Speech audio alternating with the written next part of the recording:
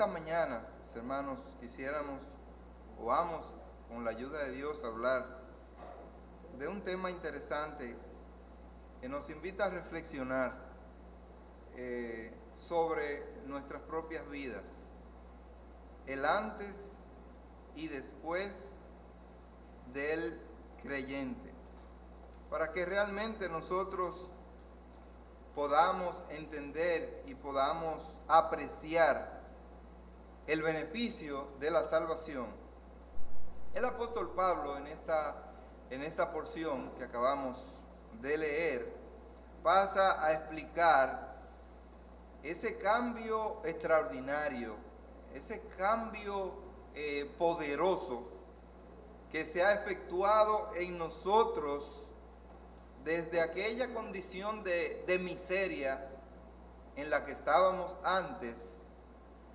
Ahora, cuando lo comparamos, cuando podemos apreciar la gran diferencia que debe haberse producido en nosotros cuando vinimos a Cristo, esa posición de privilegio que disfrutamos nosotros actualmente, porque ahora somos hijos de Dios.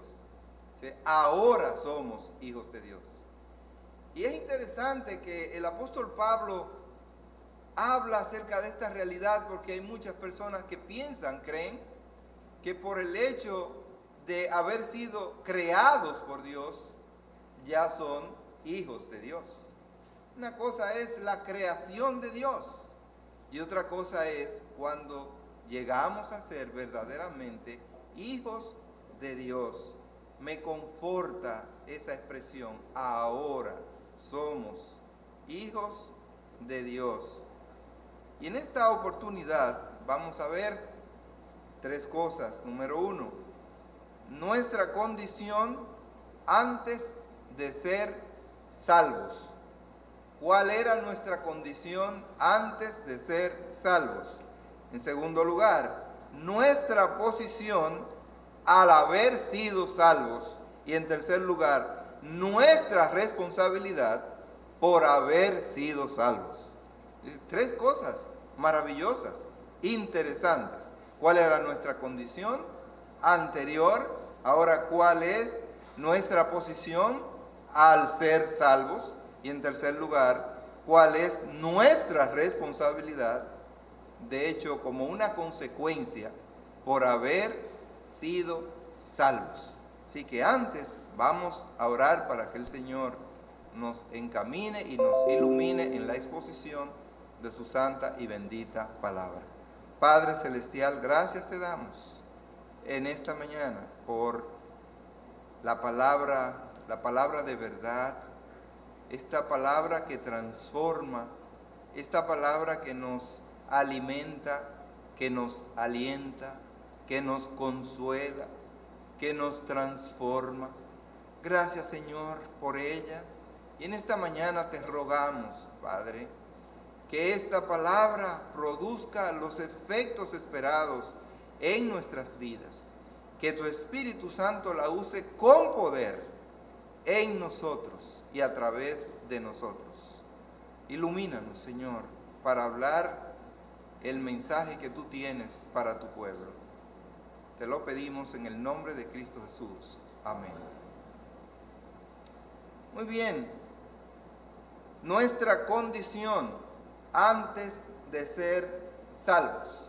Dice la Escritura, y Él os dio vida a vosotros cuando estabais muertos en vuestros delitos y pecados, en los cuales anduvisteis en otro tiempo, siguiendo la corriente de este mundo, conforme al príncipe de la potestad del aire, el espíritu que ahora opera en los hijos de desobediencia, entre los cuales también todos nosotros vivimos en otro tiempo en los deseos de nuestra carne, haciendo la voluntad de la carne y de los pensamientos, y éramos por naturaleza hijos de ira, lo mismo que los demás.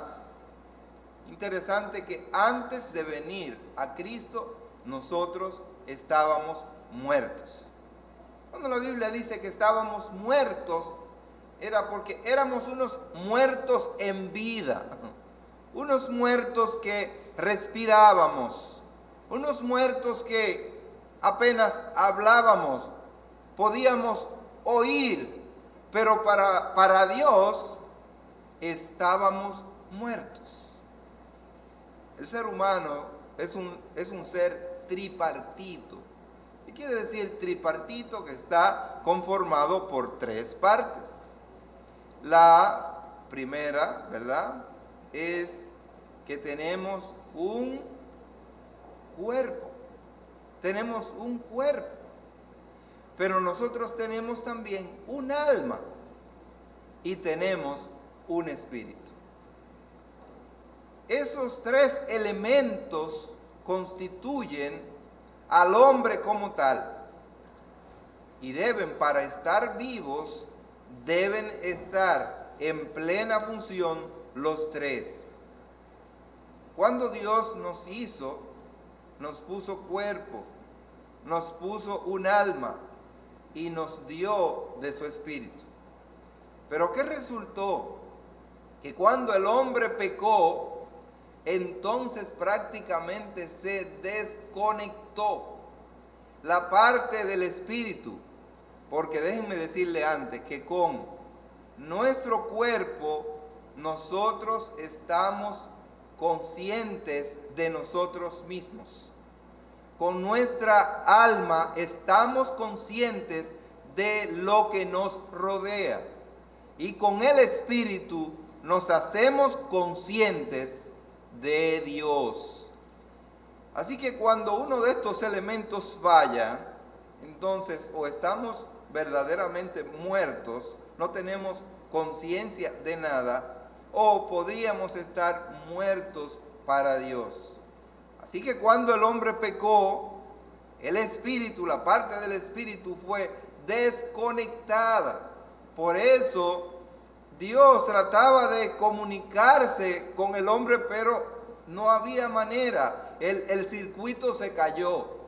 Por eso Dios le dice a Adán: ¿dónde estás tú? ¿Qué ha pasado contigo? Se ha caído la comunicación, la comunión que antes había. Y así el espíritu del hombre está apagado. Sin Dios no hay ningún concepto, no hay ninguna convicción acerca de Dios. Y el hombre necesita ser reavivado. Necesita que venga Dios y le conecte otra vez su espíritu para que pueda realmente tener vida. Así que, ¿cuál es la causa? La causa de la muerte es el pecado. ¿Por qué el hombre está muerto, aún caminando, aún respirando para Dios? Porque ha pecado. ¿Y qué es el pecado? El pecado es el veneno del alma. Así como hay veneno para el cuerpo, si la gente se toma trepacito y una serie de cosas y no busca ninguna atención médica, pues prácticamente se muere. Así como hay veneno para el cuerpo, así mismo hay veneno para el alma. Y el veneno para el alma es justamente el pecado. El pecado nos separa no solamente de Dios, sino que el pecado separa al hombre de todo lo bueno, de todo lo que es bueno, de todo lo que agrada a Dios, de todo lo que es santo. El pecado pone una barrera, inmediatamente nos aparta. El pecado oscurece la visión. Dios le ha dado una capacidad al hombre para que pueda ver hacia adelante, sobre todo porque no tenemos ojos detrás, pero una capacidad para poder desplazar nuestra vista a una distancia determinada y ver lo que tenemos allá al frente, pero también podemos ver las cosas que tenemos muy cerca de nosotros y podemos ver hacia arriba. Ahora, ¿qué hace el pecado? Sencillamente, el pecado oscurece la visión. El pecado nubla los ojos.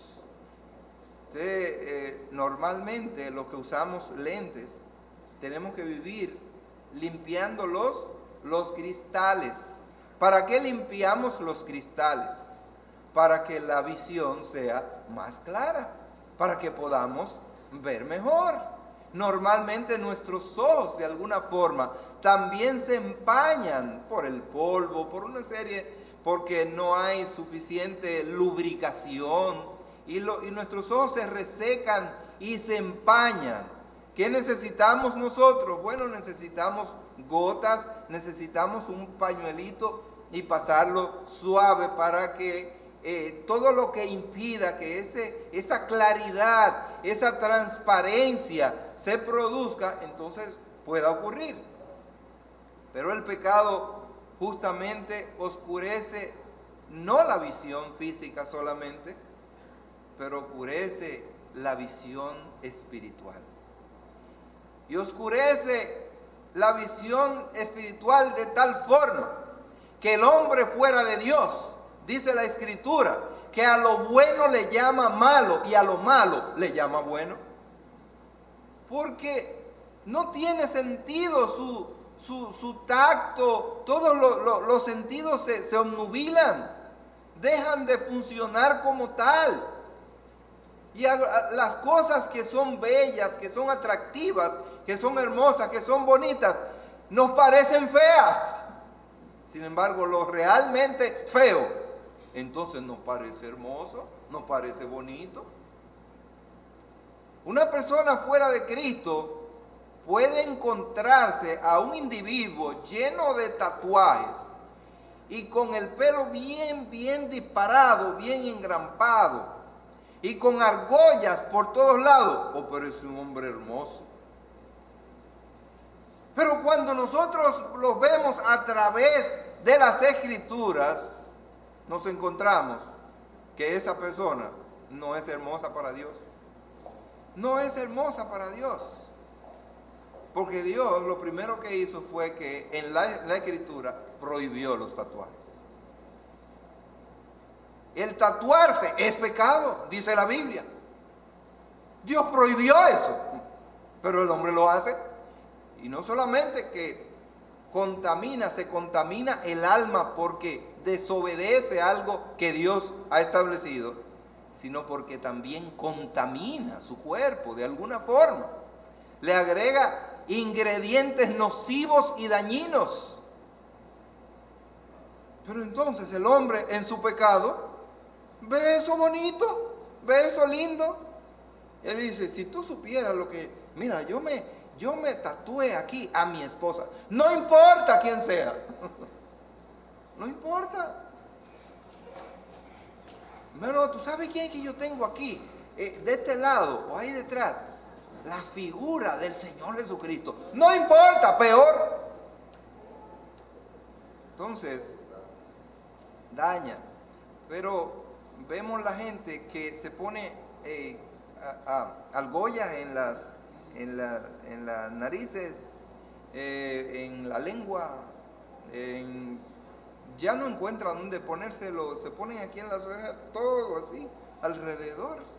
Se lo ponen en las cejas, se lo ponen en el ombligo. Ya no se sabe dónde más se van a poner estos elementos que son dañinos por demás al cuerpo humano. ¿Y sabe qué dice mucha gente? Se ve bonito. Se ve bonito. Y eso lo hace la ignorancia, hermanos, la ignorancia. Yo quiero preguntar si cuando Dios creó al hombre le puso alguna de estas cosas. No dice la Biblia, ¿verdad? Que Dios le colocó ninguna de estos elementos en su cuerpo. Oscurece la visión, pero no solamente en este sentido. Oscurece su visión en cuanto a la vida. ¿Para qué estamos vivos? ¿Para qué estamos aquí en este mundo? Anoche hablábamos en la cena con los caballeros, hablábamos de la razón, ¿verdad?, por la que Dios nos creó y para qué vivimos, y debemos justamente vivir para la gloria de Dios. Dice la Biblia que no debemos vivir para nosotros mismos, pero sin Dios nos hemos vuelto unos egoístas y solamente pensamos en nosotros y en nuestro bienestar, y no nos acordamos que debemos pensar antes que en nosotros. Primero debemos de pensar en el que nos creó, y después de pensar en el que nos creó, deberíamos pensar en los que nos rodean, y finalmente pensar en nosotros. Cuando oigo a alguien hablar, dice, no, ¿quiénes estaban en tal lugar? O estaba yo, fulano y fulano. Y a mí me enseñaron, cuando yo estudié hace unos añitos, ¿verdad?, que me dieron gramática y demás, cómo deberíamos construir esa expresión. Y me decían en aquel entonces que el burro iba de último. Y yo decía, ¿y quién es el burro? ¿Usted mismo? Ah, pues el burro va de último. Sí. Fulano de tal, el otro y yo al final. Porque es una inmodestia cuando usted se pone en primer lugar o en segundo lugar. Por esa razón se usan expresiones de la modestia. El pronombre de la modestia es el pronombre más bello. ¿Usted sabe cuál es el pronombre de la modestia? Nosotros. No importa que haya sido usted solo, pero usted dice nosotros. Dice, no, porque nosotros creemos. Dice, no, el que está creyendo es usted. No, yo estoy diciendo que yo creo eso, y no solamente yo, sino todos los que están de acuerdo conmigo en cualquier parte del mundo. Nosotros. Dios fue el primero que usó el pronombre, ¿verdad?, de la modestia. Cuando dijo, hagamos al hombre. ¿Quiénes estaban allí? Habían 3 en 1. Estaba Dios el Padre, estaba Dios el Hijo y estaba Dios el Espíritu Santo. Y por eso dice, hagamos.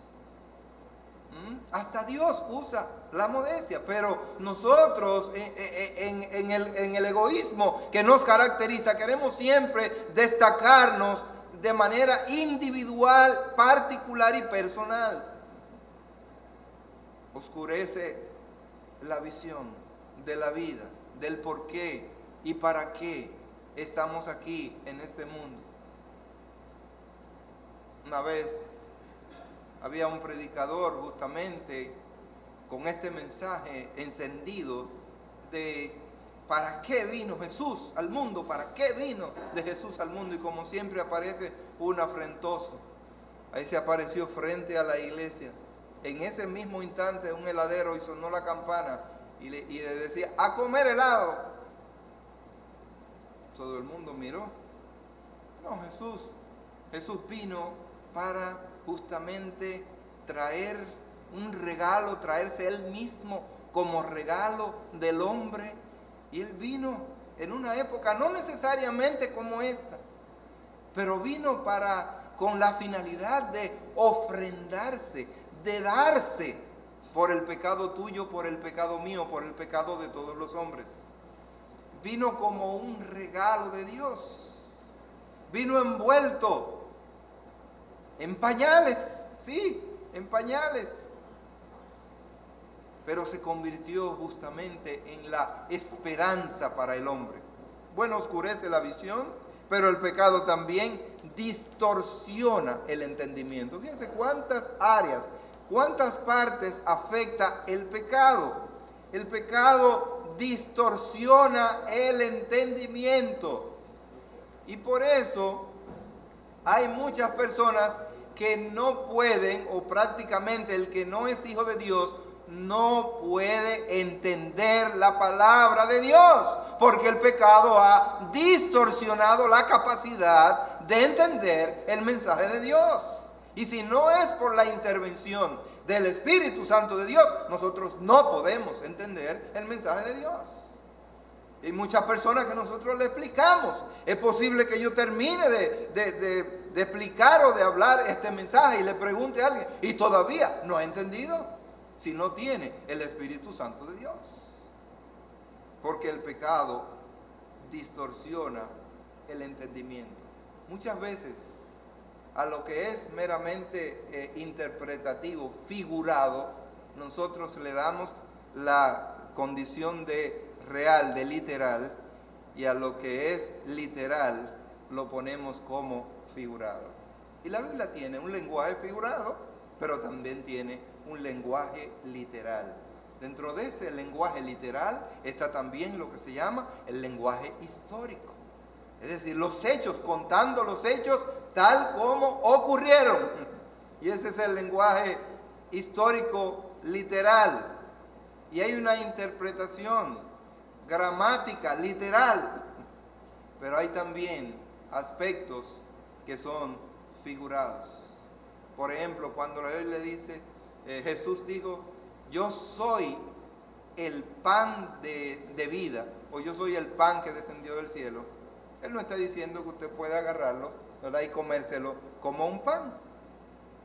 Y es tan falto de entendimiento que en una ocasión él decía, el que come mi cuerpo y bebe mi sangre, y usted sabe de qué lo acusaron, a él y a todos los discípulos, de caníbales. Decían, esa gente son peligrosas, porque ellos se comen a la gente y también beben sangre.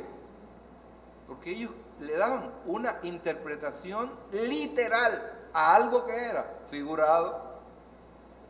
Pero déjeme decirle que un erudito, como lo era Nicodemo, cuando el Señor le dijo, tienes que nacer de nuevo, tienes que nacer otra vez, dijo, ¿y cómo es eso, Señor? Yo es que voy a entrar de nuevo en el vientre de mi madre para volver a nacer. El Señor lo dejó ahí y le dijo, tienes que nacer del agua y del Espíritu. Oye, ahora, tengo que convertirme en agua, ¿y qué más? No entiendo. Eso está muy fuerte, muy profundo para un intelectual religioso, porque no entendía ese lenguaje figurado de las Escrituras. ¿Y sabe por qué no lo entendía? Porque el pecado distorsiona el entendimiento. Pero el pecado no solamente oscurece la visión y distorsiona el entendimiento, sino también que inutiliza la voluntad. Inutiliza la voluntad. Nosotros, cuando estamos en pecado, posiblemente oímos algo y nos llama la atención, pero no tenemos la capacidad de ejecutarlo, de hacerlo. Posiblemente al final de este mensaje usted lo oiga y óyeme, profundo, y llame su atención, y lo llama a reflexión. Y cuando hacemos el llamado, usted dice, sí, pero sí quisiera, pero no puedo. ¿Y por qué es que no puede? Porque el pecado también nos ata e inutiliza la voluntad. Tal vez quiere hacerlo, pero está atado y no se da cuenta y no se puede parar. Y no puede ejecutar lo que en ese momento debe de ejecutar antes que sea tarde. El pecado oscurece la visión. Vemos borroso, vemos oscuramente. En segundo lugar, distorsiona la capacidad de entender, de comprender el mensaje de Dios. Y en tercer lugar, inutiliza la voluntad. El propósito del pecado es que el hombre viva una vida vana y sin sentido, que nos encaminemos despreocupados y tranquilos hacia nuestra propia destrucción. Los gringos tienen una expresión, y ellos, cuando hay problemas, cuando el niño hace algo, rompe algo, o se corta, lo que sea, lo que ocurra, y dicen, that's okay, it's okay, todo está bien, todo estará bien. El avión se está cayendo, está ahí, y la azafata le dice, no, that's okay, no se preocupe, todo está bien. El barco se está hundiendo, está cogiendo agua. Y eso es como un llamado para que nosotros nos moramos tranquilos. Nos moramos tranquilos. La película del Titanic, me imagino que muchos la han visto. Allí mientras el barco se estaba llenando de agua y se estaba hundiendo, había unos que estaban tocando.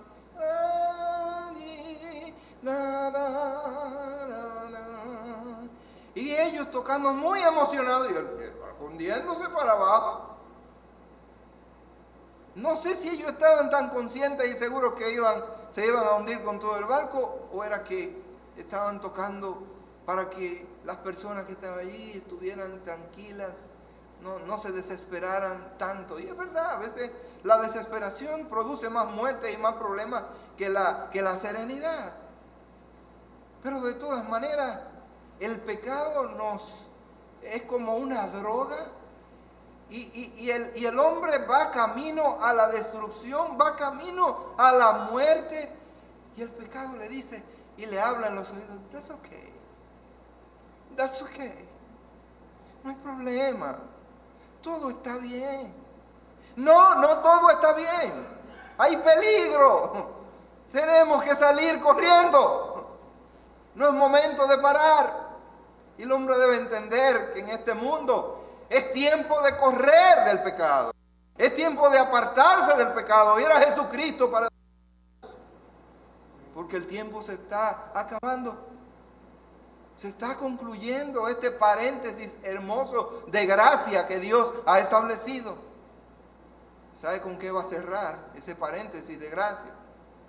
Va a cerrar con la venida de nuestro Señor Jesucristo.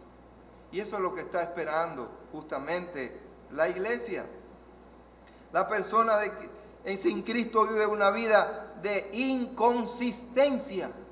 Hoy está de un humor y mañana estará de otro.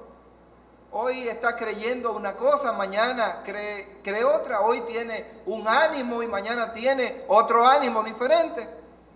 La Biblia le llama a eso el hombre de doble ánimo. Y en una persona de doble ánimo no se puede confiar. No se puede confiar. Usted no lo puede considerar para nada importante, porque en el momento que lo necesita, ahí está negado. Necesita personas identificadas. Necesita personas constantes, firmes en un solo ánimo, no doble ánimo. Pero el pecado justamente nos produce esta condición. Por un lado, nosotros vemos mucha grandeza. El hombre a veces se quiere jactar de su grandeza. El hombre grande, que vamos a la luna. Ahora mira, mandamos un Apolo, un equipo, algo, un módulo, un experimento ahí para observar, para verificar qué es lo que manda informaciones a la Tierra. Es grande. El hombre pisó la luna, y cuando pisó la luna, dijo Neil Armstrong, this is a great moment in history. Este es un gran momento en la historia.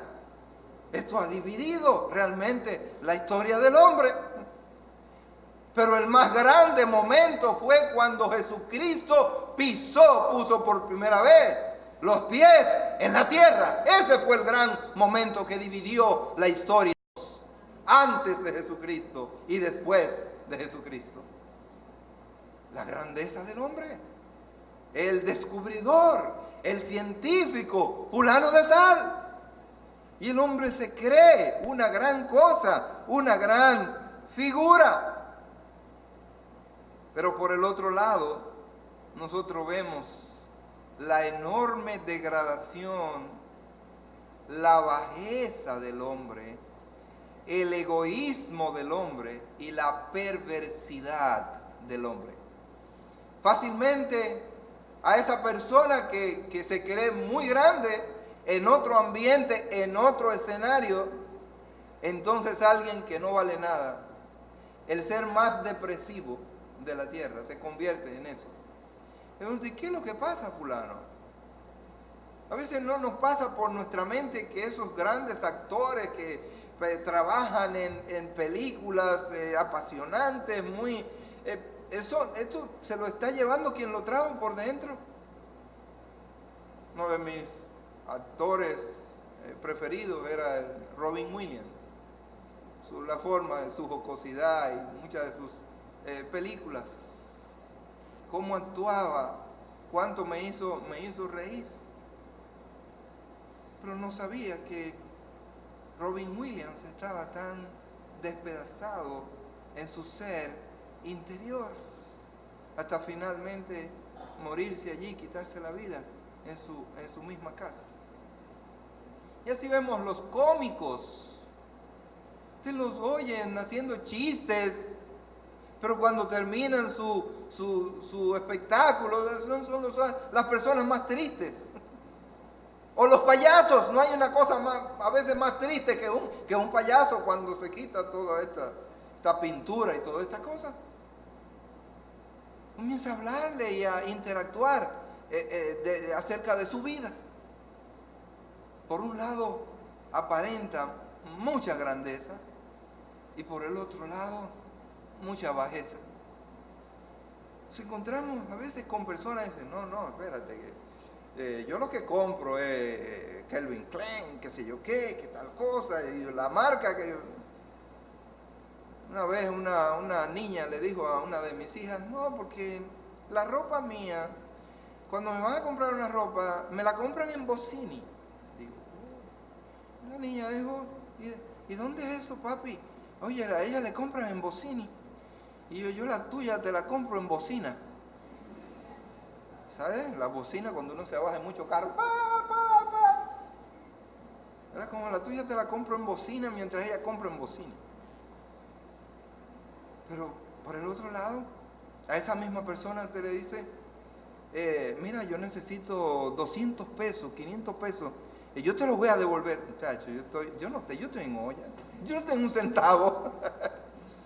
Se vuelve el más miserable, porque hay una dicotomía en el hombre sin Dios. No hay una realidad, él no se percibe como lo que realmente es. Hay un mensaje a una de las iglesias, de las 7 iglesias en Apocalipsis. Dice que ella se consideraba rica, que no necesitaba de nadie, autosuficiente. Y el mensaje le dice el Señor, y tú no sabes que eres una miserable, desventurada, pobre. ¿Cómo es el hombre sin Cristo, sin Dios? Pobre, miserable, desventurado, sin futuro, sin esperanza alguna. Porque nuestra esperanza es Cristo. Hermanos, antes de venir a Jesucristo, el hombre estaba ajeno a la vida de Dios, ciego en cuanto a las cosas que realmente tienen valor, viviendo una vida vana, sin sentido y sobre todo autodestructiva, que es el peor de los casos. Cuando a través de las cosas que consume, que come o que bebe, lo que está haciendo es destruyendo su cuerpo. Los mexicanos normalmente les gusta mucho el picante, el chile y otros picantes. Y mientras más picante es mejor. Pero lo que ellos ignoran es el daño enorme que le están haciendo a su organismo en todos los sentidos. En primer lugar, a todo su sistema digestivo, a todos los órganos de su cuerpo, a su salud en sentido general. Y tanto que le gusta el picante a mucha gente. Gracias a Dios que a mí me lo prohibieron hace muchísimo tiempo. Me lo prohibieron y yo lo aborrezco. Todo lo que tiene picante, no me hable de eso. Bueno, pero el hombre lo disfruta. Disfruta tomarse el tequila. El tequila, el vodka, el clerén. Vaya usted a ver, ¿qué hace con esto? Destruir sus propios cuerpos. Se inyecta drogas y no se conforma, comienza tal vez con marihuana, pero la marihuana le da paso a la cocaína y la cocaína le da paso a la heroína y la heroína sigue a la LSD y después de la LSD tiene que hacer algo, una combinación, ¿cómo que se llama la otra? Éxtasis. Y no se conforma hasta que finalmente se muere, acaba con su existencia. Porque el pecado es así, autodestructor. Comienza a destruir el hombre y no lo percibe. Y sabe cómo lo dice el pecado en los oídos, that's okay. Todo está bien. Inyéctate esto para que disfrute. ¿Tú ves? Mira qué bello, wow. Mira cómo se ve el mundo. Qué bonito. Y bajo esas sustancias son capaces de subirse al pináculo, allá arriba. Cuando están allá arriba, 160 pisos, y dicen, wow, pero esto, ¿y qué? Esto está tan pequeño. Y mira la tierra ahí, pero yo estoy grande. Y, déjame ver. Se tiran. ¿Sabe cuándo se dan cuenta? Cuando llegan al infierno. Eso hace el pecado. El pecado te autodestruye. El pecado rompe las relaciones entre los esposos, crea problemas. Donde no hay, le crea problemas. Y de un momento agradable y feliz, entonces lo que viene detrás es un infierno. Porque esa es la finalidad. Destruye la vida de tus hijos, destruye la familia, destruye a los padres, destruye a tus amigos, a tus familiares, acaba con las mejores relaciones. Eso hace el pecado y siempre te va a decir a tu oído, that's okay, no hay problema, todo está bien. La vida que nosotros vivíamos antes era justamente vidas de esclavos. Eso dice el versículo 3, entre los cuales también todos nosotros vivíamos en otro tiempo, en los deseos de nuestra carne, haciendo la voluntad de la carne y de los pensamientos, y éramos por naturaleza hijos de ira, lo mismo que los demás. Éramos verdaderamente esclavos. Éramos esclavos de la carne. Éramos esclavos de nuestro propio yo.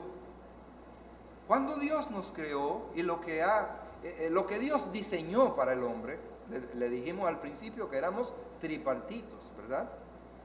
Entonces, ¿qué sucede? Que siempre tiene que haber alguien que dirija, que controle. Por un lado tenemos el cuerpo, tenemos el alma y tenemos el espíritu.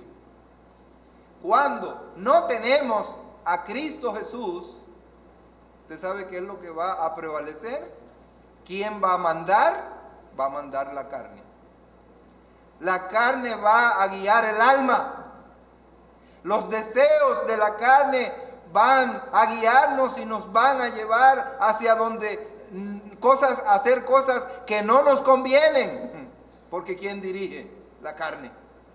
La carne gobierna y te hace hacer esas cosas que son contrarias, por supuesto, al Espíritu de Dios. Ahora, ¿para qué Dios nos da su Espíritu Santo? Para que Él reine y para que Él gobierne, para que Él sea la autoridad en nosotros. Y entonces Él se conecta con nuestro espíritu después de vivificarnos. Y ahora el hombre en Cristo Jesús debe oír y obedecer a su nuevo amo. Antes de venir a Cristo teníamos un amo que dice la Biblia que vino a hurtar, a matar y a destruir. Esa es la finalidad del enemigo. Pero ahora en Cristo tenemos otro amo que vino a dar vida y dice, y a darla en abundancia. Ese nuevo amo que nosotros también cada día nos hacemos esclavos de él, pero qué bello, qué hermoso es cuando nosotros nos hacemos esclavos de alguien para nuestro bien. En el caso del enemigo, de Satanás, el hombre se vuelve esclavo, pero finalmente lo que hace es matarlo, pues darle muchas aflicciones en su vida y quiere que siempre le obedezca. Me acuerdo una vez que el diablo me dio una orden, yo ya estando en Cristo Jesús, me da una orden. Y entonces mi mamá, a través de mi mamá, me dice, mi hijo, acompáñame a la iglesia. Tú antes ibas conmigo. Y digo yo, no, ahora no, vamos a la mía. Pero si tú vas a la mía, yo voy a la tuya. Pero vamos, no, vámonos. Y entonces yo entendí que era una orden de un amo anterior que ya no tenía autoridad en mí. Y él para engañarme lo hacía a través de mi madre. Vamos a ver si no te vas a someter. Podemos entender cuando el amo anterior nos da órdenes. ¿Y sabe para qué son esas órdenes? Para destrucción. Destrucción de nuestras almas, destrucción de nuestros cuerpos. Pero cuando lo identificamos, hey, déjame decirle que ya tú no tienes autoridad sobre mí. Ahora yo soy de Cristo, Él es mi amo. A Él le sirvo y a Él le obedezco. La vida que vivimos estaba caracterizada, dice el versículo 2, por delitos y pecados, dice, en los cuales anduvisteis en otro tiempo. Para el apóstol cree que cuando venimos a Cristo eso era cosa de otro tiempo, no de ahora. Antes de conocer a Cristo, el pecado era nuestro estilo de vida, nuestro modo de vida. Seguíamos la corriente de este mundo. Nos conformábamos al estilo de vida de la época, de esta época. La perspectiva de esta época es que lo que está bien es lo que el mundo dice que está bien. Son otros los que trazan las modas. No es la palabra de Dios. Es un conjunto de personas en algún lugar, ¿verdad?, del mundo que establece que ahora lo que va es que las mujeres anden en brasieles. Eso es lo que va. Y eso es lo que está en el mundo. Eso es lo que está de última. Y están haciendo ahora, unos que son, mira, y esto es lo último. Y entonces hay una propaganda por todos lados y por todos medios. Y la gente dice, pero mira, eso es lo que está. Es difícil para una mujer seria ir a una tienda de esto, sobre todo de tiendas modernas y de ropa de ahora, para que encuentre una ropa verdaderamente seria. Es difícil. Es difícil encontrar un vestido apropiado debajo de las rodillas. No. Dicen eso es para boda o para no sé cosa, pero esto no es para vestir en otro escenario. Es difícil encontrar ahora un pantalón de hombre. Es difícil encontrarlo. Y ahora veo a los hombres y de todas las edades andando con, ahora lo que se usa es la ropa tubito, ¿saben? Los pantalones bien apretaditos y bien reduciditos, ya no hay ruedos, no hay que hacer ruedos, ¿ya para qué? Y entonces todo es bien tubito, apretadito, y eso ahí metido en una cosita. Usted lo ve que van así, ¿Cómo se le ven figuritas? Y eso, de última. Por lo tanto, ya no hay pantalones verdaderamente de hombres. Yo le decía a un compañero de trabajo, yo sigo usando mis pantalones de hombres. Ellos trazan el estilo, el nuevo estilo. El que no se va por ahí está old fashion. Está fuera de lugar, está fuera de moda. Pero también es la que dicta la forma de hablar. Ahora, prácticamente me dice la hija mía que una de esta gente, de este lenguaje urbano, ¿verdad? El lenguaje urbano, estaba hablando con una joven allá en Canadá y ella aprendió español, comenzó español, pero le dice a la hija mía, pero es que casi yo como que no lo entiendo. Ella estudió en España, el español, y entonces todo muy correcto, Y entonces este muchacho hablando de qué es lo que, cómo que, y dice, dame, ¿y qué es eso? ¿Qué es lo que él dijo? A veces yo le cambio el lenguaje a Zoya, ¿verdad? Y le digo alguna cosa y ella se me dice, ¿qué, pastor? ¿Qué es lo que me está diciendo? Bueno, ella ha tenido que irse acostumbrando al lenguaje chabacano, ¿eh? Y, ¿qué es lo que, hermano? Y la cosa, yo no sé. Bueno, pues esta muchacha dice, pero, le dice a la hija mía, pero tú hablas un español que yo lo entiendo. Pero esa gente, yo no sé lo que me dice. Y dice, no, déjame explicarte. Entonces tiene que explicárselo en inglés. Es un lenguaje chabacano, es un lenguaje de la calle, corriente, ¿no? Un invento de la gente. Y entonces, no cualquiera, por eso es tan difícil el idioma español, sobre todo aquí, el idioma dominicano. Que tenemos una mezcla y una jerga y una cosa que eso lo entendemos, ¿no? Y algunos, bueno, impone la forma de hablar y estos hombres caminan con la multitud, todo lo que se usa, todo lo que se bebe, ahora los lugares que se visitan, hasta la forma de andar. Me sorprendió mucho ver de buenas a primeras que los muchachos comenzaron a cambiar hasta la forma de caminar. Y me enseñaron a caminar, ¿verdad? Correctamente. El hombre camina erguido, mirando hacia adelante, ¿verdad? Erguido. Pero entonces, ahora, de buenas a primeras, estos muchachos comenzaron. Ya no se usan pantalones, sino los pantalones por acá abajo, no sé para qué. Y el hombre entonces se pierde en este estilo de vida, en estas modas que nos hablan de otro mundo y nos hablan de otras costumbres. Y los hombres sin Dios se vuelven esclavos de los conceptos y de los criterios y de las opiniones ajenas. Comenzamos a repetir lo que los otros dicen, porque pierden la personalidad. Esa esclavitud que subyuga al hombre sin Cristo es inteligentemente mantenida y manejada por ese ser que la Biblia le llama diablo y le llama Satanás.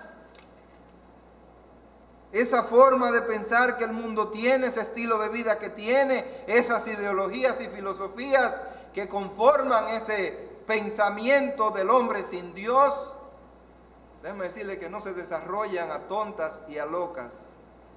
Son previamente calculadas y establecidas por ese ser maligno, ese ser mentiroso que está detrás de esta corriente de disolución en la cual vive justamente el mundo. Y Pablo le llama el príncipe de la potestad del aire que ahora opera en los hijos de desobediencia.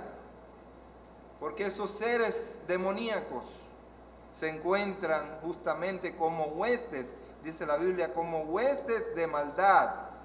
Se encuentran restringidos por Dios para operar más allá de el lugar donde Dios los arrojó. Eso fue lo que ocurrió. Una cantidad enorme, dice, la tercera parte de esos ángeles desobedientes, caídos, Dios los arrojó para la tierra. Y ellos han hecho su hábitat y su vida en este mundo y se han especializado en diferentes formas del pecado. Y algunos son los que trabajan y son especialistas en los pecados de la sexualidad y de todos estos pensamientos y cuestiones de pornografía y todo. Otros tienen que ver con las guerras, son los que incitan y se meten para que el hombre se mate, pelee. Otros tienen que ver con los conflictos entre los maridos, entre los esposos. Son especialistas en crear conflictos de donde no hay. Mira, pero yo te dije tal cosa. No, tú no me dijiste. Ya, por ahí comenzamos. ¡Uy! Y fácilmente de cualquier tontería se arma un pleito y que puede llegar hasta el divorcio. Y cuando usted examina, pero ¿cuál es la causa? ¿Cuál es el problema? Y se da cuenta, no, es una tontería. Pero el diablo le envuelve la mente y los hace pensar que hay cosas más allá, más profundas de lo que son. Bueno, ese diablo que hace al hombre esclavo del pecado, ese diablo tiene sus días contados. Le dice que él será atado y finalmente, después de que se cumpla el tiempo, finalmente será arrojado para que el hombre pueda verdaderamente vivir feliz y en paz. La carne a que la Biblia hace referencia es a la naturaleza corrompida del hombre en su pecado. Así que el hombre tiene enemigos afuera y tiene enemigos adentro. ¿Cómo podemos vivir sin Cristo? Con enemigos adentro y con enemigos afuera. Enemigos adentro porque están sus propios deseos y sus propias concupiscencias, que por más que quiera, no importa dónde usted se vaya, a qué parte del mundo, a qué país, usted tiene sus propios deseos pecaminosos y tiene sus propios conceptos y criterios, pero también somos influenciados y somos afectados por el pecado de los otros.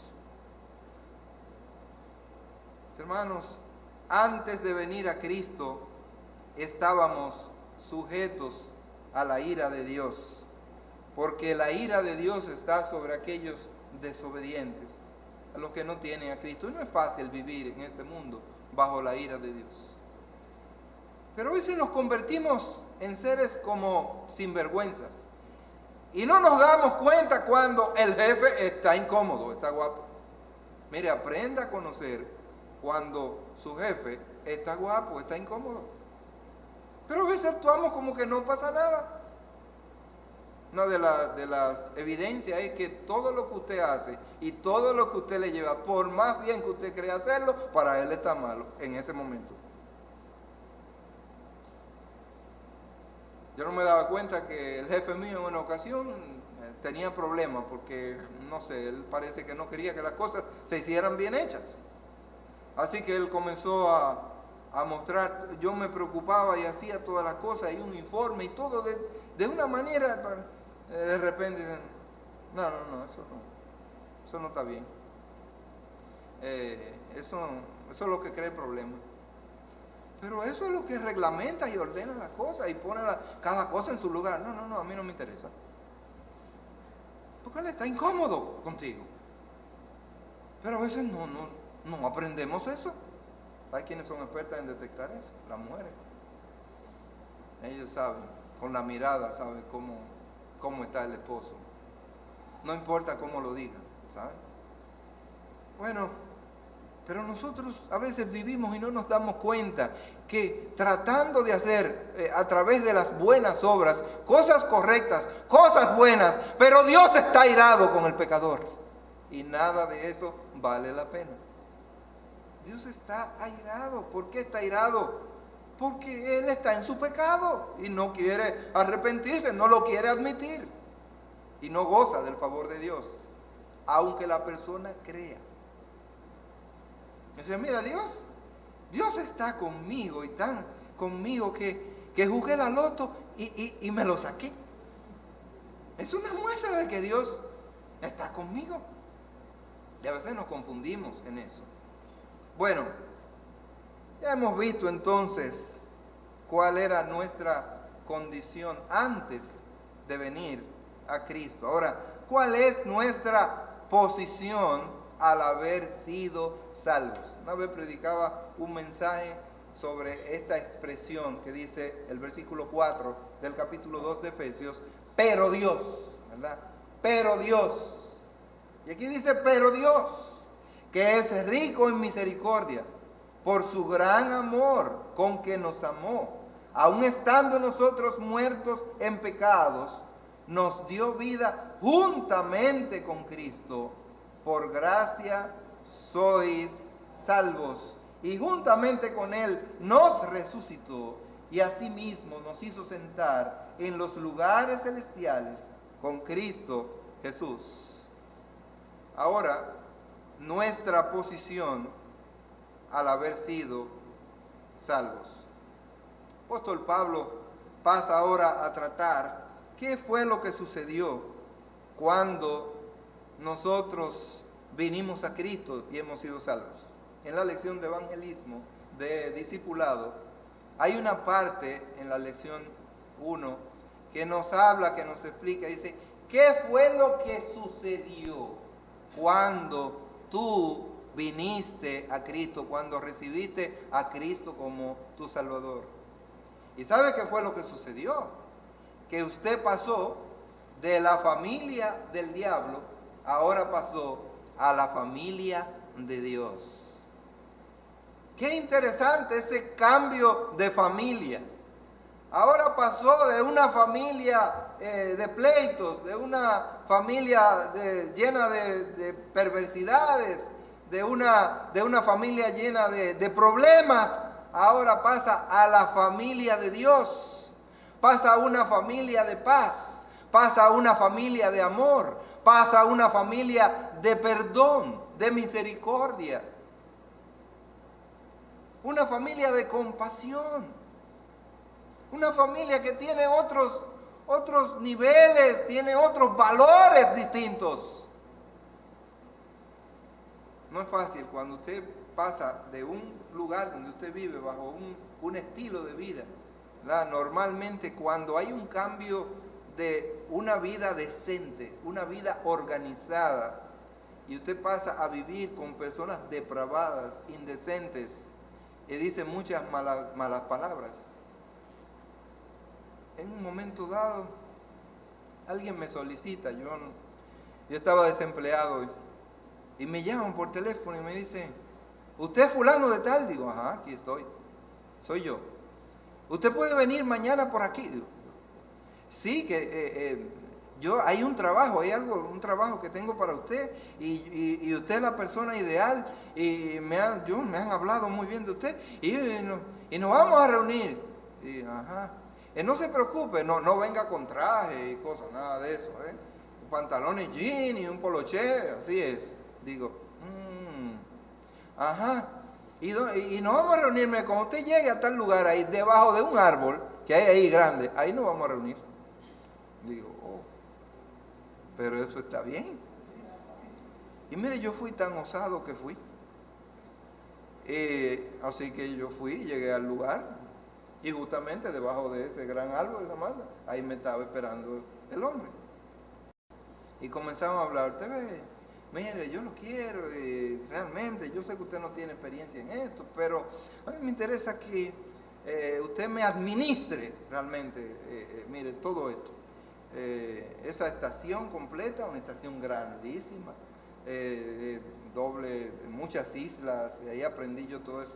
Y así que usted se va a encargar todo lo que se vende aquí, lo que se vende de esas estaciones, ¿verdad? Y así que usted me encargue de eso, porque es que a mí yo estoy cansado ya de que me roben. Y yo sé que usted es una persona seria, pero nunca me ha tratado, nunca ha hablado conmigo, no sé dónde consiguió esos datos. Así que, muy bien, digo, pero es que yo no tengo experiencia en esto, yo no sé cómo, es más, yo no sé bien ni cuáles son los tipos de gasolina que hay, ¿no? Usted va a aprender eso. Vamos a un entrenamiento, así que me fui a un lugar y duré una semana entrenándome, era por 2 semanas, a la semana ya, digo, yo estoy ready, ya yo sé todo lo que debe hacerse, usted me puede entregar la estación. Y, ok. Y cuando, usted sabe, uno viene de un ambiente de oficina, todo, señor, hola, ¿cómo estás? Buenos días, por favor, a esos niveles. Ahora, imagínense, son bomberos, no entienden muchas veces el lenguaje. El fin es que, y el hombre comienza durante ese primer día conmigo como de acompañamiento y de ayuda. Y de repente, luego que dice, pero mira, y comienza a decirle malas palabras y dichos, y vía de San Antonio y cosas. Y yo, ¿cómo? Y comienza a decir, pero palabras que no puedo repetirlas. Y digo, ¿y qué es lo que pasa aquí? Y él me nota que estoy como aturdido, estoy asombrado. Así que nos vamos para la oficina. Y dice, licenciado, tiene que acostumbrarse a bregar con tigres. Así es como se brega con estos tigres. Pues mire, muchas gracias pero yo me voy. No coja miedo. Que eso nada más es la forma, pero no, porque por el otro lado yo me desvivo por esos tigres. Digo, sí, pero, ay, es así, no, yo sé, no, es que no, este no es mi ambiente, así no es. Y ahí no pude durar con él apenas como, qué sé yo, unas cuantas semanas ahí, más o menos. No, porque estuvo luchando para que no me fuera. Al final tuve que irme, hermano, porque ese ambiente no era para mí, no era realmente para un cristiano, para un hijo de Dios. Qué difícil es ese estilo de vida, esa forma, ese manejo. ¿Cómo es nuestra posición ahora? Dice la palabra de Dios que Él nos vivificó. Aquellos que estábamos muertos en nuestros delitos y pecados, dice ahora Dios nos vivificó. El poder que obró en Cristo Jesús para resucitarle de los muertos es el mismo poder que actúa en nosotros para darnos vida. Ese poder, como Él salió, ¿verdad? Él se levantó de la tumba. Ese mismo poder lo usa Él para nosotros que estamos muertos, que no podemos oír a Dios, atender a Dios, obedecer a Dios. Ahora, Él nos vivifica y nos da la capacidad de poder atender a Dios, poner atención a lo que Dios nos dice. Ese evangelio que probablemente nosotros habíamos escuchado muchas veces, de repente ese evangelio se hace sentir en nosotros. Y eso solamente es posible por el poder con el cual Dios actúa. Dios nos resucitó. ¿Y qué significa que Él nos resucitó? Que ahora nosotros empezamos a experimentar una vida nueva en Cristo Jesús. Dice la palabra de Dios, de modo que si alguno está en Cristo, nueva criatura es. Las cosas viejas pasaron, y aquí todas son hechas nuevas. Todo pasó, todo es diferente. Ahora tenemos que aprender un nuevo estilo de vida o un nuevo lenguaje. Ahora tenemos que adentrarnos al lenguaje de las Escrituras, aprender a decir, Dios, bendiciones, mi hermano. Podemos ahora hablar con el lenguaje bíblico. Vamos al culto de adoración. No vamos a la reunión de la iglesia, vamos al culto de adoración, vamos al culto evangelístico. La paz de Dios sea contigo. Todo eso es diferente, hasta como cuando nosotros felicitamos a una persona por cumpleaños, por lo que sea, en lo que escribimos, lo que escribe un cristiano, un creyente, un hijo de Dios, es diferente antes. Muy distinto, que ahora tenemos otra perspectiva de la vida. Ahora no vemos la vida debajo del cielo, el aquí y el ahora. Ahora nosotros nos enfocamos hacia la eternidad, porque tenemos una nueva visión. Ahora no vemos borrosos, sino vemos específicamente y exactamente, vemos a Cristo. Qué bueno que cuando usted mira hacia adelante, vea a Cristo. Cuando mira hacia arriba, vea a Cristo. Pero cuando mira hacia abajo, que vea sea el infierno y a los malos. En este mundo, mis hermanos, la maldad se ha hecho imperar. Por eso nosotros esperamos, dice, cielos nueva, tierra nueva, donde mora la justicia de Dios. Nuestra posición al haber sido salvos, hemos sido resucitados con Cristo. Dice que fuimos juntamente, resucitados juntamente con Cristo Jesús. Y esto se opera en el momento que la persona es salva. Primero Dios nos vivifica. Si Dios no le vivifica, usted no puede reaccionar. Un muerto no puede reaccionar. Si usted le está hablando a un muerto, él le está instruyendo a un muerto, él no va a hacer nada. ¿Qué tiene que hacer primero? Darle vida. Y eso es lo que hace Jesucristo. Nos da vida para que podamos oír, para que podamos entender. Y después, inmediatamente después, nos levanta, nos resucita con el poder que Él resucitó y que resucita a los muertos. Y en tercer lugar, ¿qué hace Cristo? Dice el versículo 6, nos exaltó. Nos exaltó. Recuérdense que ese aire de grandeza que hablamos del hombre sin Cristo, al final, ¿qué es lo que se cree? Finalmente no es nada. Por eso hay tantos hombres en este mundo depresivos. La enfermedad más generalizada en el mundo entero es la depresión. No hay otra. Esa es la enfermedad más generalizada. Pero esa enfermedad se puede resolver con Cristo en el corazón. Si verdaderamente, yo no estoy contradiciendo la ciencia, que hay una sustancia, que hay todo eso, perfecto, muy bien. No vamos a discutir eso. Lo que sí me he dado cuenta a través de las Escrituras es que los hombres que han pasado por esta situación de una grande depresión han encontrado solución creyéndole a Dios. Y tenemos ejemplos. Tenemos el caso de Jonás.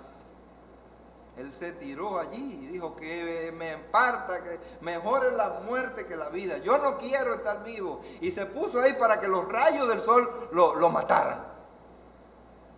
Y allí vino Dios a tratar con el profeta hasta que lo levantó. Encontramos otro que se deprimió. ¿Sabe por qué se deprimió? Porque él veía que todo el mundo estaba bien, que andaba bien, y esa gente no le sirve a Dios. Y tenía zapatos, y tenía buenos vehículos, y tenía todo, y muchos animales. ¿Y cómo es eso? Ese no le sirve a Dios, y yo le sirvo a Dios. Sin embargo, no tengo esas cosas. Y dice la Biblia que Asaf entró en depresión. Y estaba listo. ¿Qué hizo? Dice que Dios vino. Le dijo, ven acá, mi hijo. Ven acá. Echa para acá. Y entonces escribe él en el Salmo 73, dice, hasta que entrando en el santuario, cuando yo entré en la presencia de Dios, y Dios comenzó a explicarme las cosas, dice, entonces entendí el fin de ellos. que el fin de ellos es otro, pero el fin mío, el destino mío es el cielo y estar con Cristo. Y finalmente Asaf salió de ese estado. Nosotros tenemos, ¿verdad?, muchos otros personajes bíblicos que pasaron por esos momentos difíciles, pero finalmente pudieron salir. Dios los sacó. Uno de ellos fue uno de los profetas más grandes. Mire, para que entendamos, uno de los profetas más grandes, el profeta Elías. El profeta Elías que hacía parar el sol, que paró la lluvia y después hizo que lloviera. Sí, el profeta Elías, que descendió fuego del cielo y quemó toda la madera y después quemó todos los dioses falsos, los Baales, 450 profetas. Un hombre poderoso. Pero el diablo es astuto. Vino la mujer del rey y le dijo: mira, ¿y qué fue lo que hizo ese profetico de...? Pues dile a él que si de aquí a mañana yo no me lo he... Mira, no me llamo yo Jezabel. Y le dijeron y le dieron el mensaje. Dice: ¿qué dijo eso? ¿Cómo? Y sí, te están buscando ya. ¿Cómo?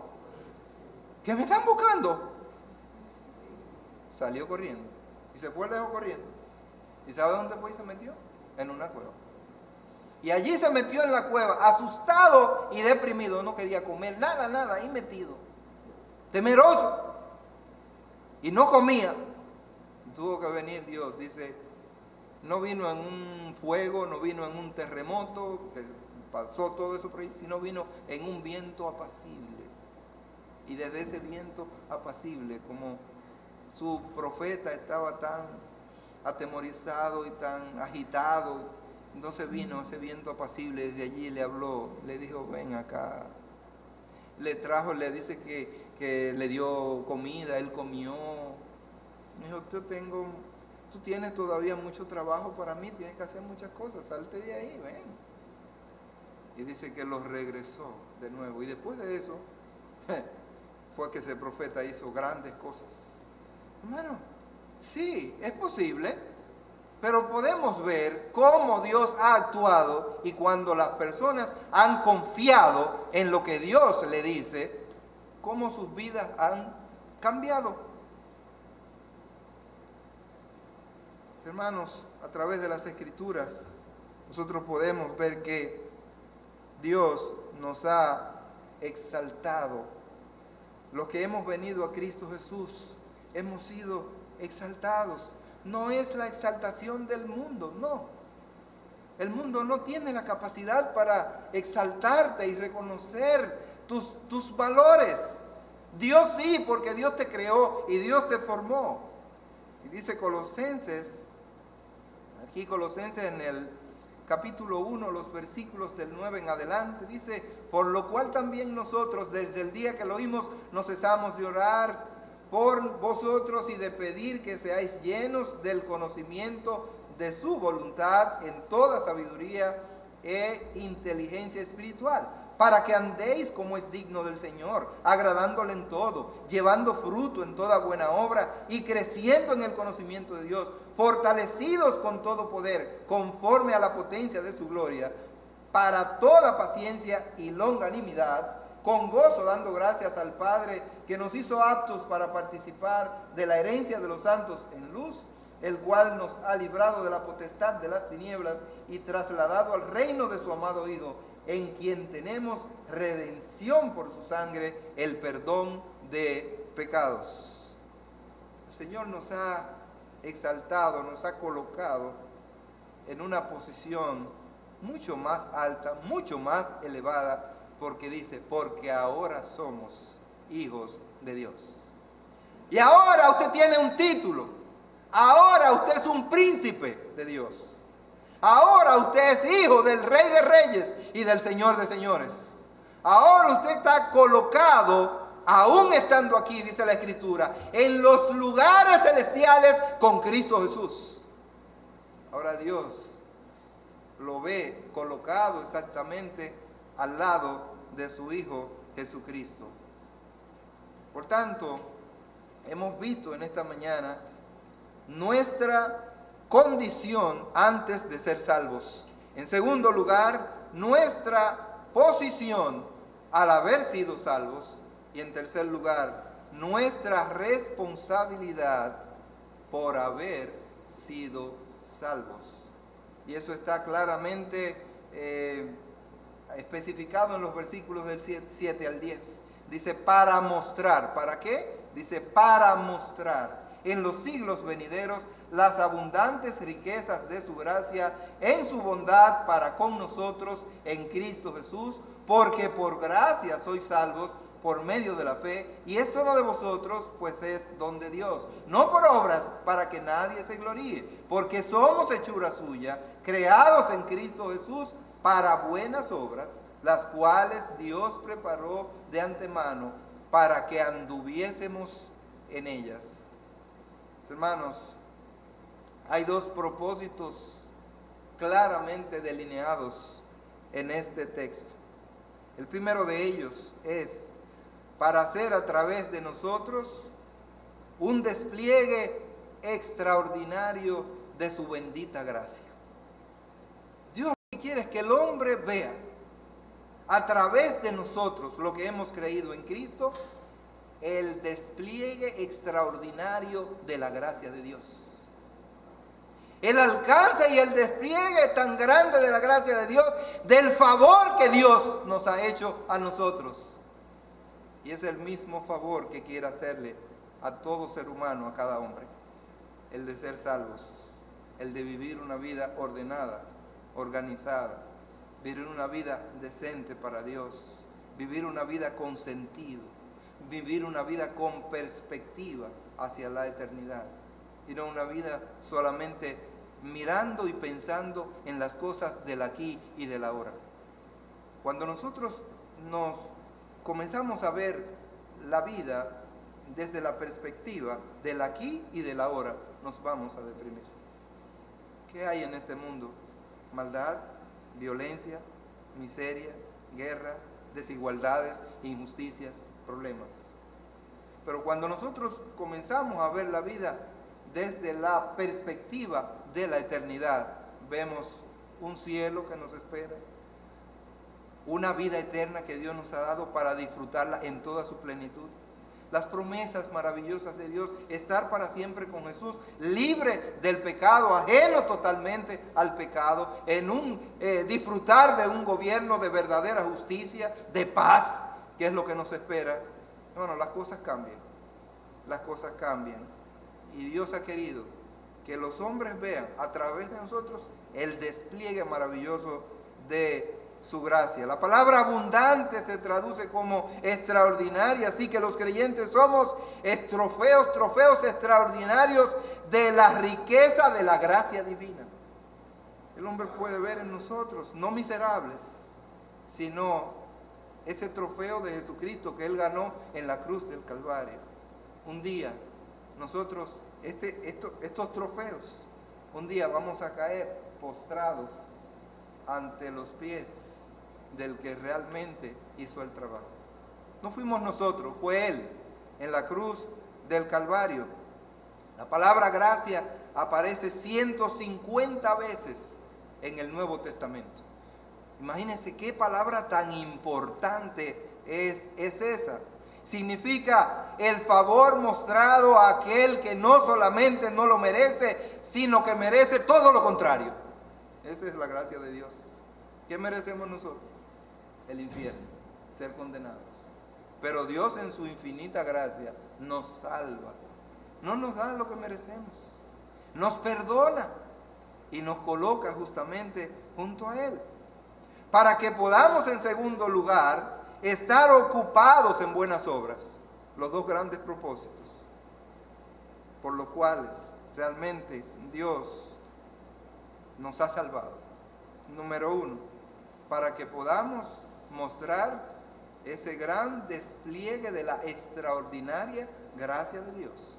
Y en segundo lugar, para que podamos estar ocupados en buenas obras.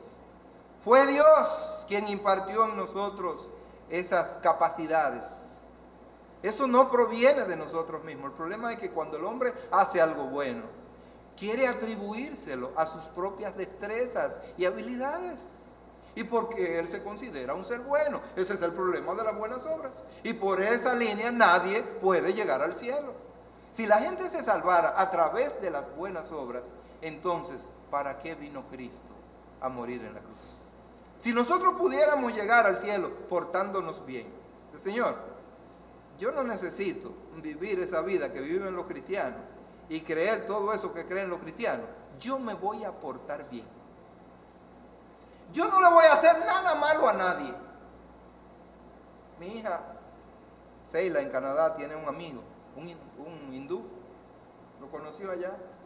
Y ella me dijo, en mi vida, papi, en mi vida, yo no he visto una persona más buena y con mejor corazón que ese individuo.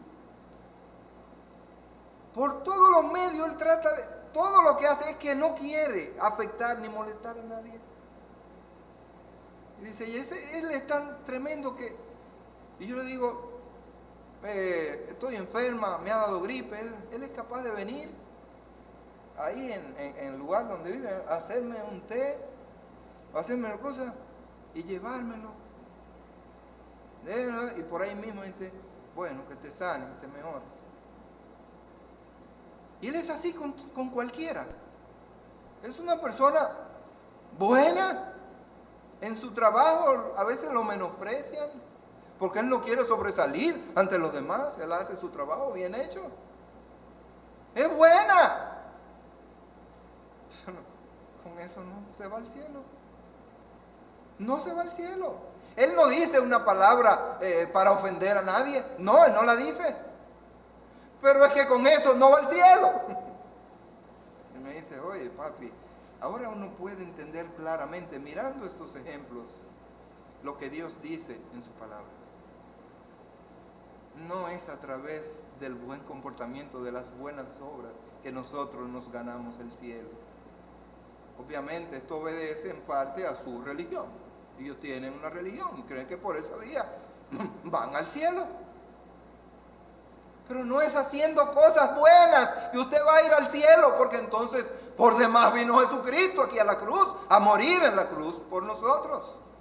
Es que nosotros tenemos que confiar en ese sacrificio primero, en aceptar ese sacrificio y decirle a él, nosotros somos pecadores, nosotros somos miserables, lo que merecemos es el infierno. Ahora yo acudo a ti, Señor, en arrepentimiento y fe, para perdón de mis pecados, para que tú me des la salvación y la vida eterna. Y entonces usted es salvo.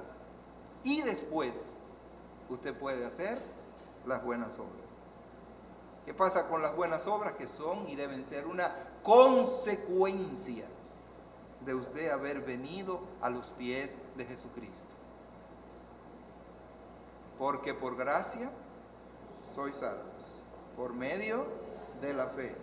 Y esto no de vosotros, pues es don de Dios, no por obras, para que nadie se gloríe. Y eso está claro, establecido en las Escrituras, que no vamos a ser salvos por nuestro buen comportamiento, por nuestro buen corazón. Yo sé que hay mucha gente muy educada, que trata de no afectar a nadie. Son personas, óyeme, pero no entran al cielo, no van al cielo por esa vía. Eso es loable entre los hombres, pero no para Dios. Dios lo que ve es a Jesucristo. Cuando Él ve a un hombre, lo que ve a Jesucristo, dice, ok, obedeciste a Cristo, viniste a través de Cristo, eso es lo que Dios ve. Dios no te ve a ti como tal. ¿Qué es lo que ve en ti Dios? A un pecador perdido que necesita de la gracia de Dios y de la misericordia de Dios. ¿Qué hemos visto, hermanos, esta mañana? A través de esta porción. En primer lugar, nuestra condición antes de ser salvos, antes de venir a Cristo.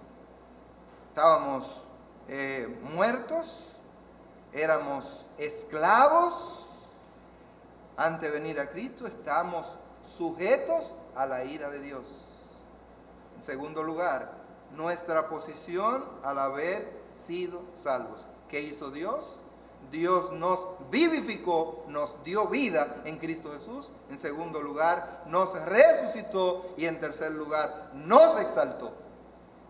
Y ahora, nuestra responsabilidad por haber sido salvos, para hacer de nosotros un despliegue extraordinario de su gracia. Y en segundo lugar, para que ahora nosotros podamos hacer las buenas obras que Él preparó, dice, de antemano, para que nosotros anduviésemos en ellas. Este es el mensaje claro, ¿verdad?, de la palabra de Dios con relación al antes y el después del creyente. Lo que éramos y lo que somos ahora. Antes era un hombre perdido. Ahora yo soy un hombre encontrado por Jesucristo. Ahora soy un hijo de Dios. Que le debo todo lo que soy, se lo debo a Cristo. Ahora yo estoy comprometido con Él a vivir y andar en vida nueva. Eso es lo que dice la Escritura. No sé si has entendido, si has comprendido el mensaje de Dios. He tratado de ser lo más claro posible y lo más sencillo posible. Pero esta es la verdad. Y si en esta mañana tú quieres ser un verdadero hijo de Dios, entonces tienes que decirle a Él: he aquí, yo soy un pecador que necesito la salvación, necesito tu ayuda, porque por mí mismo no lo puedo lograr. Por mi buen comportamiento no lo podré lograr nunca. Es la manera de llegar a ser un hombre nuevo. No insistas, no pretendas, yo no necesito eso para ir al cielo. Es que no lo vas a lograr. No te das cuenta que estás bajo la ira de Dios. No te das cuenta. Necesitas desesperadamente a Cristo. Si tú quieres que tu vida tenga sentido. Si tú quieres que tu matrimonio tenga sentido. Si tú quieres que tu familia tenga un verdadero sentido para Dios. Y disfrutar de la paz de Dios y de la bendición de Dios, necesitas desesperadamente a Cristo Jesús en tu corazón. Y justamente eso es lo que Dios quiere y es lo que nosotros también anhelamos. Vamos a cerrar nuestros ojos. Padre bendito, Dios de amor, gracias por esta tu palabra. Gracias, Señor, por la obra maravillosa que has hecho en nosotros al salvarnos y darnos vida eterna en Cristo Jesús. Estamos maravillados de lo que has hecho en nosotros. Pero, Señor, no nos sentimos satisfechos porque aún faltan muchas personas, muchos otros por ser redimidos. Y ahora nosotros, tratando de hacer un despliegue extraordinario de tu gracia y de tu misericordia, nos exponemos ante los demás como ejemplo de lo que tu Hijo Jesucristo hizo en nosotros. No sé si en esta mañana hay alguien aquí que sabe que es pecador, que no tiene a Cristo en su corazón y le interesa en esta mañana tomar esa tremenda decisión. Es algo que tú necesitas. Tú lo necesitas desesperadamente. Y el único que te lo puede dar es Dios a través de Jesucristo. Necesitas la salvación de tu alma. Y por amor a Dios debes hacerlo. Por tanto, yo te ruego y te invito a tomar esta tremenda decisión en tu vida. Si es así, simplemente me lo puedes indicar. Simplemente levantando tu mano, y yo solamente voy a orar desde aquí. Yo puedo orar. Obviamente que tú necesitas decir con tu boca, confesar que Jesús es el Señor. Si quieres, esa es la oportunidad maravillosa para tu vida en esta mañana preciosa, en este primer culto del último mes del año, justamente del mes donde se celebra el nacimiento de Jesucristo. Ojalá que pueda ser esta una ocasión en la que Él pueda nacer en tu corazón. No vaciles, puedes hacerlo al terminar el culto también. Puedes decir: pastor, yo quiero entregar mi vida a Cristo. Quiero tener este encuentro con Cristo. Padre Santo, Padre bendito, no es por convencimiento del hombre, es justamente por el convencimiento que produce tu Espíritu Santo en los corazones. Así que te imploramos, te rogamos, que hagas esa obra maravillosa en aquellos que aún no te han recibido, Señor. Y que en nosotros nos permita valorar la vida presente después de haber venido a Cristo y vivir para ti, para tu gloria y para tu honra. Oh Padre, gracias por este tiempo maravilloso. Te lo pedimos en Cristo Jesús. Amén. El Señor nos bendiga.